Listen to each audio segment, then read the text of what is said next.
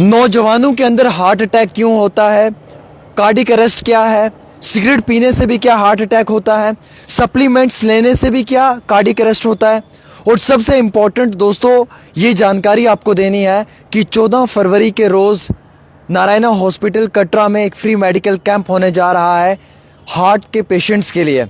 बिलखसूस आपका इसमें मुफ्त इलाज होगा। दिए हुए नंबरात पे आपने रब्ता भी करना है। हमारे साथ डॉक्टर सुशांत कुमार जी हैं जो डीएम हैं कार्डियो डिपार्टमेंट के। इनसे अहम तरीन सवालात करेंगे हम। सर, हार्ट अटैक पेशेंट्स के बीच में आज हमें बहुत नज़र आ रहा है, स्पेशली यंगस्टर्स में।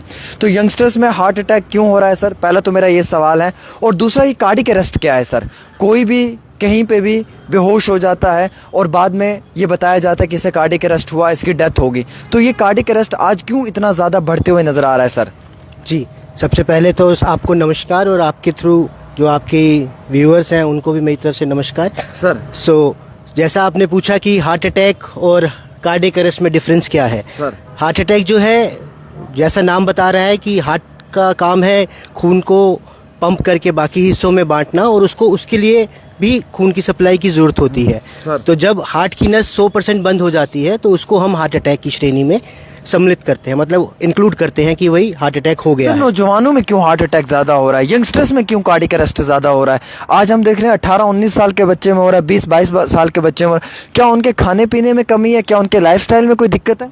देखिए, इसके भी कुछ रिस्क फैक्टर्स हैं। कुछ ट्रेडिशनल रिस्क फैक्टर्स होते हैं और कुछ जो अब आज की डेट में बन गए हुए हैं, जैसे कि स्मोकिंग यंगस्टर्स में बहुत ही कॉमन है।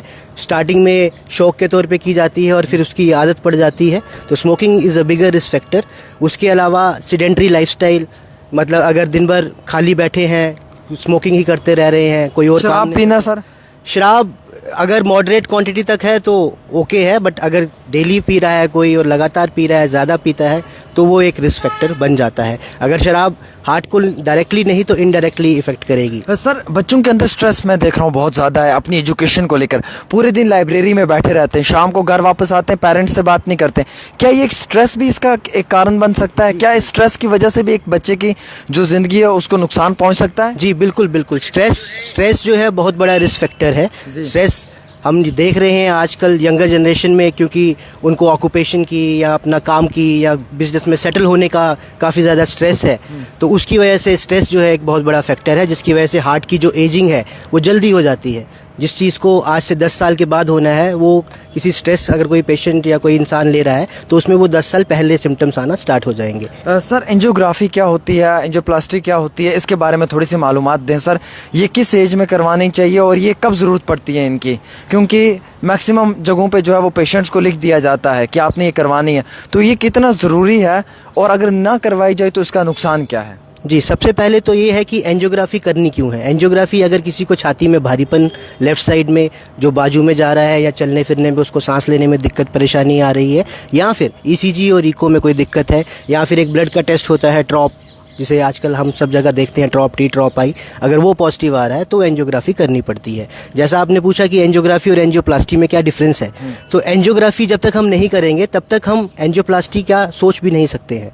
तो एंजियोग्राफी बेसिकली एक टेस्ट है, एक डायग्नोस्टिक टेस्ट है, जिससे हमें ये पता चलेगा कि हमारी हार्ट की जो नसें हैं उनकी क्या स्थिति बनी हुई है, उसमें ब्लॉकेज है कि नहीं है, अगर है तो वो कितने % है, और अगर वो क्रिटिकल है तो ही उसको स्टेंटिंग की जाती है। उस स्टेंटिंग के तरीके को एंजियोप्लास्टी कहा जाता है। सर, क्या आप डायरेक्टली कभी भी एंजियोप्लास्टी नहीं होती है। सर, क्या आप लोग आपके हॉस्पिटल नारायणा के अंदर आयुष्मान कार्ड के ऊपर इलाज होता है अगर किसी ने अपना हार्ट स्टेंट वगैरह डलवाना हो सर? जी बिल्कुल फ्री ऑफ कॉस्ट होता है हमारे यहाँ, और हम लगातार कर रहे हैं। बस यही चीज़ होती है कि आयुष्मान कार्ड उसका वर्किंग होना चाहिए, उसका जो KYC वगैरह जो भी है वो चीज़ होनी चाहिए। If it is in working condition we are doing it in free of cost. Sir, एक इम्पोर्टेंट मेरा सवाल और भी रहेगा कि आज के समय में सर बच्चों का हार्ट काफ़ी ज़्यादा धड़कता है, दिल काफ़ी धड़कता है। इस चीज़ को लेकर कभी कभी वो डर जाते हैं, दिल धड़कना ज़्यादा शुरू हो जाता है, तो ये क्या कारण हो सकता है सर?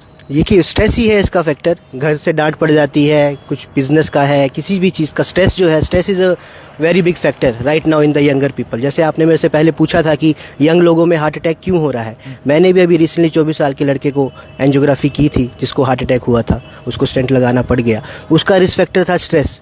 और कुछ हमें रिस्क फैक्टर उस लड़के में नहीं मिला। ना वो स्मोकिंग करता था, अभी हम स्मोकिंग की बात कर रहे थे, वो ना स्मोकिंग करता था, ना उसका कोलेस्ट्रॉल लेवल का कोई डिरेंजमेंट था, लेकिन वो स्ट्रेस लेता था।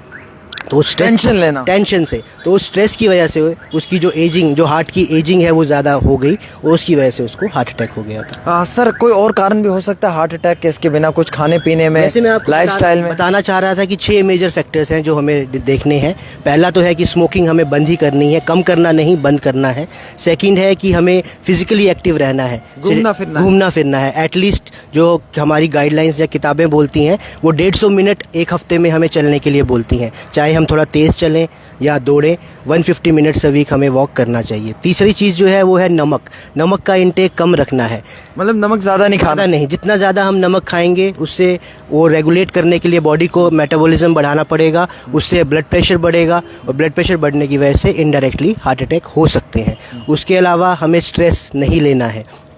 उसके अलावा एडिक्वेट स्लीप की ज़रूरत है, मिनिमम 6 से 7 घंटे हमें सोना चाहिए। सर जो बच्चे पूरी रात ब्राउजिंग करते रहते हैं सोशल मीडिया पे, इंस्टाग्राम रील्स देखते रहते हैं, ये सारे रिस्क फैक्टर्स ही बन रहे हैं, क्योंकि आंखों की जान को खतरा है। बिल्कुल है। जितना ज़्यादा स्ट्रेस देंगे हम, देखिए आज से, अभी आपने मुझसे स्टार्टिंग में ही पूछा कि पहले क्या एज ग्रुप क्या था हार्ट अटैक का और अब यंग्स में क्यों हो रहा है। पहले मोबाइल्स नहीं थे, लोग बाहर निकलते थे, घूमते थे, वॉक करते थे, लोगों से मिलते थे। आज की डेट में आप देखिए, आप पड़ोसी से ही बात नहीं करते हो, अपने मोबाइल से ही उनको व्हाट्सएप ग्रुप बने हुए हैं, उसी में आप सब कुछ कर देते हैं। तो फिजिकल इंटरेक्शन ख़त्म हो चुकी है। जब तक फिजिकल इंटरेक्शन नहीं होगी, आप अपना स्ट्रेस कैसे निकालेंगे? स्ट्रेस बस्टर्स हमें चाहिए कुछ ना कुछ जिंदगी। सर कुछ लोग कहते हैं दिल टूट गया, सर ये क्या होता है दिल टूटना? सर देखिए 2 तरह के दिल टूटते हैं। एक तो जो हार्ट अटैक की वजह से दिल टूट जाता है, जिसमें हार्ट अटैक हुआ, हार्ट की पंपिंग कम हो गई, उसकी वजह से जो आगे जो भी उसको फर्दर ट्रीटमेंट या हॉस्पिटलाइजेशन जो उसकी होगी वो उसका दिल टूटना हो गया। और दूसरा 14 फरवरी को कहीं दिल टूटेंगे, कहीं जुड़ेंगे, तो वैलेंटाइन वीक है तो उसके हिसाब सर एक इम्पॉर्टेंट सवाल है, 14 फरवरी के रोज़ ही कई सारे दिल टूटेंगे या जुड़ेंगे।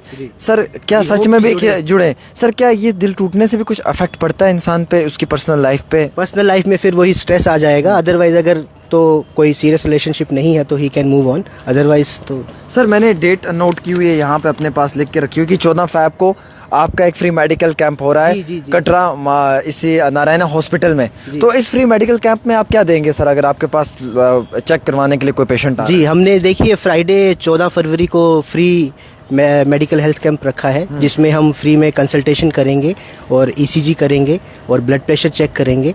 इसके अलावा अगर किसी को ज़रूरत लगी या हमें लगा कि उसका इको या टीएमटी कराना है तो वो ऑप्शनल रहेगा कि हम कराएं या ना कराएं, वो भी फ्री ऑफ कॉस्ट ही होगा। बेसिकली इस अवेयरनेस कैंप का ये करने का ये मतलब है कि हम ज़्यादा से ज़्यादा लोगों को बता सकें कि हम लोग आयुष्मान के थ्रू पूरा ट्रीटमेंट कर रहे हैं कार्डियोलॉजी में, और उसके लिए उन्हें कहीं और जाने की ज़रूरत ना पड़े। सर कई सारे लोग कमेंट्स भी कर रहे हैं कि क्या अगर हम अपना हार्ट स्टेंट डलवाएं तो क्या वो फ्री में डल सकता है आयुष्मान कार्ड से? अभी जैसे बताया कि आयुष्मान कार्ड के थ्रू हम स्टेंटिंग भी कर रहे हैं, मतलब स्टेंट भी लगा रहे हैं, पेसमेकर भी लगा रहे हैं, और हम मेडिकल मैनेजमेंट भी कर रहे हैं। मेडिकल मैनेजमेंट में किसी को अगर हार्ट फेलियर हो गया है, किसी हॉस्पिटल में उसको ज़्यादा दिन रुक रहा है, ऑक्सीजन की ज़रूरत है, बीपी कम आ रहा है, तो उन पेशेंट्स को भी हम एडमिट करके आयुष्मान में ही उनका ट्रीटमेंट कर रहे हैं, हम उनको डिनाई नहीं कर रहे हैं। सर ख़वातीन के लिए क्या मैसेजेस देना चाहेंगे? हमारी बहनें आज का टाइम काफ़ी ज़्यादा यंगर जनरेशन में क्या है कि म्यूज़िक बहुत लाउड सुनते हैं, क्लब्स में जाते हैं, हुक्का पीते हैं, सिगरेट पीते हैं, तो इंक्लूडिंग अब हम देख रहे हैं कि इसमें कुछ फीमेल्स भी आ रही हैं इस सेक्टर में, तो इससे क्या उनकी पर्सनल लाइफ पे, उनके जिस्म पे क्या बुरे असरात पैदा हो सकते हैं? देखिए हुक्का स्मोकिंग और नॉर्मल स्मोकिंग दोनों ही बराबर ही हैं। आप बोलें कि इसमें कोई खास डिफरेंस है, देयर इज़ नो डिफरेंस। उसमें निकोटीन है, उसमें निकोटीन के जैसे प्रोडक्ट्स हैं, भले ही वो निकोटीन यूज़ ना कर रहे हो। तो हुक्का स्मोकिंग और स्मोकिंग इज़ इक्विवेलेंट। ये मत सोचिएगा, जैसे अभी रिसेंटली आपने देखा होगा कि यूएस में वो आया था, कुछ ई सिगरेट्स करके आया था, एंड लेटर ऑन उसको भी वापस लेना पड़ा, क्योंकि उसके भी जब स्टडीज़ हुआ तो वो भी बराबर ही पाया गया कि स्मोकिंग के इक्विवेलेंट ही है। सर कुछ लोगों को चेस्ट पे कुछ बाहर से लगता है, जैसे वजन है, क्या वो भी हार्ट अटैक? आपने ये पूछा था मेरे से, ये हार्ट के जो सिम्टम्स हैं उसमें छाती में भारीपन होना, जो बाजू में जाए, पीछे बैक में जाए, गर्दन में दर्द होना, भारीपन होना, जलन होना इस जगह में, जो कि गैस की गोली से नहीं जा रही है, तो भी हार्ट अटैक हो सकता है। तो उसको अपना एक ईसीजी, एक इको टेस्ट और एक ट्रॉप टी टेस्ट ज़रूर कराना चाहिए। सर एक इम्पॉर्टेंट चीज़ ये भी है कि कैसे मालूम चल पाए कि हमें हार्ट की प्रॉब्लम है? देखिए- कई बार हार्ट की प्रॉब्लम होती है लेकिन हम इलाज दूसरा करवाते रहते हैं सर। बिल्कुल बिल्कुल, ऐसा मेरे पास कई बार पेशेंट्स पहुंचते हैं जिनका हार्ट काम करना कम कर देता है या बंद कर देता है,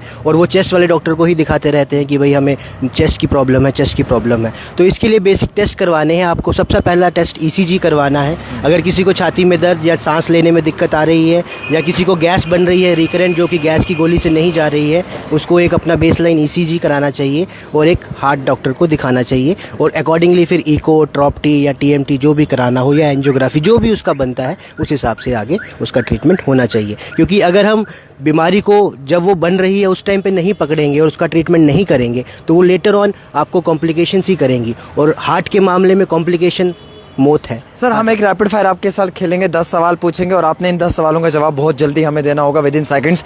पहला सवाल सर सबसे इंपॉर्टेंट, फिर से ऑडियंस हमारे साथ जुड़ी है, नई वाली ऑडियंस है, ये सारे नए लोग देख रहे हैं। क्या स्मोकिंग के कारण भी हार्ट अटैक हो सकता है, यस और नो?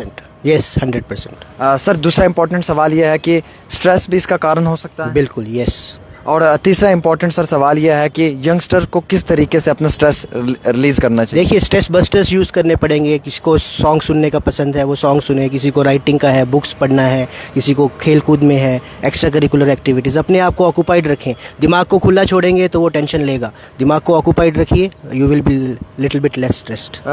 अगर सांस ज़्यादा चढ़े, सांस फूलना? सांस फूलना लक्षण है तो अपने आप को दिखाइए, चेस्ट वाले को दिखाइए। अगर चेस्ट की तरफ से सब ठीक है तो हार्ट वाले के पास आइए। आप इनिशियली हार्ट वाले के पास भी आ सकते हैं। अगर हार्ट के टेस्ट ठीक आते हैं तो चेस्ट वाले को। लाउड म्यूजिक सुनना? लाउड म्यूजिक सुनना, बहुत लाउड सुनेंगे तो कानों को दर्द होएगी, अदरवाइज हार्ट का कोई ज़्यादा इशू नहीं है। उससे धड़कन बढ़ सकती है, और ज़्यादा देर के लिए अगर धड़कन बढ़ी रहेगी तो वो भी एक हार्ट। जिम में जो नौजवान जाते हैं सप्लीमेंट्स लेते हैं? सप्लीमेंट्स, अगर आप नेचुरल सप्लीमेंट्स लेते हैं प्रोटीन्स के, that is better rather than using artificial supplements. चलिए बहुत शुक्रिया। हमारे साथ डॉक्टर सुशांत कुमार जी हैं, डीएम हैं कार्डियो डिपार्टमेंट के नारायणा हॉस्पिटल में, अपनी सर्विसेज को अंजाम दे रहे हैं। मैं इंतहाई बहुत शुक्रगुजार हूं कि अभी तक आप सब लोग इस प्रोग्राम को देख रहे थे। स्क्रीन पे नंबर दिया हुआ है। 14 फरवरी के रोज़ फ्री मेडिकल कैंप हो रहा है हार्ट पेशेंट्स के लिए। बड़ा अच्छा मेडिकल कैंप है, ईसीजी फ्री में है और आपका जो चेकअप है वो भी फ्री में है। और बिलखसूस आप इस कैंप में शामिल हों, डॉक्टर साहब के पास आप अपना इलाज करवा सकते हैं। और ख़ासूसी तौर पे अगर आपके पास आयुष्मान कार्ड है, यानी कि जिसे हम गोल्डन कार्ड भी कहते हैं, उसमें जो है वो स्टंटिंग वगैरह भी आपकी फ्री ऑफ कॉस्ट की जाएगी हॉस्पिटल की जानिब से। बहुत काबिल डॉक्टर हैं ये इस समय और बहुत बेहतरीन इलाज ये फ़राहम कर रहे हैं। आप अपॉइंटमेंट बुक कर सकते हैं, दिए हुए नंबरात पर रब्ता कर सकते हैं और इस प्रोग्राम को ज़्यादा से ज़्यादा यंगस्टर्स में शेयर भी कर सकते हैं। एक छोटी सी रिपोर्ट आमिर सुहेल के साथ।